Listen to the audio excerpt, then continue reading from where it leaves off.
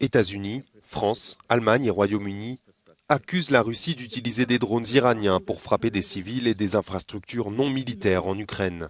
Ils réclament au Conseil de sécurité une enquête sur l'origine de ces drones, alors que 18 millions d'Ukrainiens ont besoin d'une aide humanitaire selon l'ONU.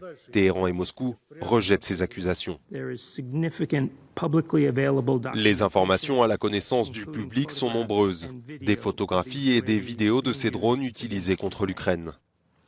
Les Nations Unies doivent enquêter sur les violations des résolutions du Conseil de sécurité.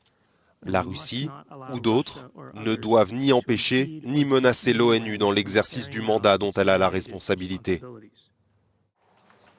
En présence de son homologue française Catherine Colonna, reçue à Washington, le secrétaire d'État américain Anthony Blinken dit ne voir aucune volonté du Kremlin d'arrêter son agression contre l'Ukraine. Nous saisirons chaque opportunité d'avancer sur la voie diplomatique. Cela restera évidemment dans nos esprits. Ceci étant dit, nous ne voyons actuellement aucune volonté de la part de la Russie de s'engager de manière significative sur cette voie. Les liens ne sont pourtant pas rompus. Vendredi, le ministre de la Défense russe Sergei Shoigu s'est entretenu avec son homologue américain Lloyd Austin pour la première fois depuis des mois. Le ministère russe précise que les deux hommes ont évoqué plusieurs questions d'actualité internationale, dont l'Ukraine.